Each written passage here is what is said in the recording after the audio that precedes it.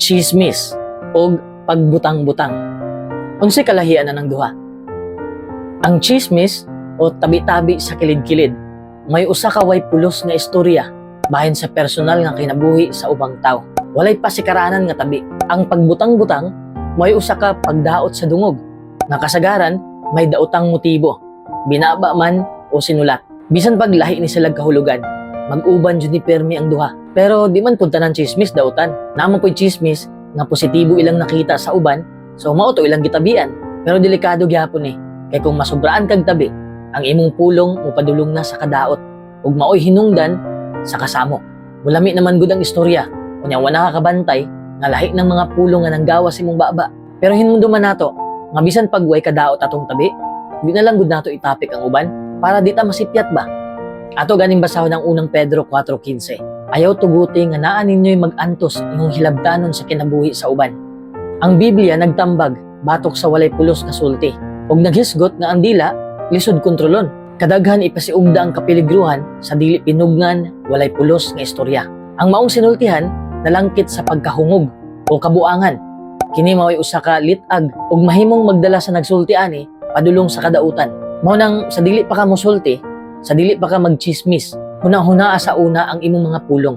Positibo ba na imong itabi o ikadaot sa uban? Kung negatibo na, ayaw na lang ipagawa sa imong baba. Kay sigurado nga makasakit ka sa imong isig katawo. Gihangyo ta sa kasulatan na ampingan ang atong kasing-kasing ug kinahanglan maghunahuna ug maghisgot bahin sa mga butang nga tinuod. Sa una bitaw, ang chismis ipaagi rag tabi-tabi sa silingan. Na magyapon karon, pero naanay sagol nga high-tech kay pwede na ipaagi sa social media. Pinaagi sa social media ang imong reputasyon kay mahimong madaot tungod sa usa ka tawo nga naay daotang tuyo. Bisan pag wala sila makigtabi sa personal. Mag-post na sila sa social media o mag-type og mubo nga message, dayon isend nila sa group chat o i-post pagani nila silang timeline. Padungog-dungogon ka. Internet na karon ang gipiling instrumento para magkalat og chismis. Bisan pag tinuod ang maong chismis, pero sayop gihapon nga ikatag na nimo. Gipakita lang nimo nga wa kay gugma sa imong isig ka tawo. Kay gusto man nimong maulawan ang isa. Usahay man god na ay mga butang nga kinahanglang ihilom. Pero mao man gyud ikalipay sa mga taong tabian ang pagpanabi. Sakto jud ang giingon sa Proverbio 11:13. Ipanulti sa tigbutang-butang ang kumpidensyal nga mga butang. Ikalipay man gud nila ang pagbuhat ana.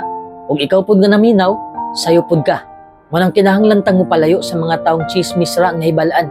Mo'y tambag sa Proverbio 20:19. Ayaw pakig-uban ni adtong ganahang manabi. Mo nang ayaw paminaw sa mga chismis kay utro kang makasala. Tungod sa imong pagpaminaw, murarag ni uyon ka sa maong tabi ug naay posibilidad nga ipanabi pud na nimo sa uban. Mao ni giingon sa Proverbio 17:4. Ang taong dautan maminaw sa sakit nga sinultihan ug ang taong malimbungon mamati sa makadaot nga sinultihan. Samot na nga insecure ang usa ka tawo, kasina ang nabuo sa iyang kasing-kasing. Mo nang ituklod siya ana nga negativity para magchismis na lang. Mo ni makapaboost sa ilang confidence o para ma-prove nila na mas maayo sila. Pero kung ikaw man gani ang gichismis, ayaw pa apekto. Di man nimo sila mapugngan, pero ang makontrol nimo kay imong reaksyon. Ayaw pansina, o pwede pod nga atubangon nimo ang mga chismosa para makatilaw ba? Timan nga samtang ang tao buhi pa, naadyo na'y chismis. Daghang butang nga di nato makontrol, pero ayaw tuguti nga ikaw pod ang kontrolon ang mga butanga.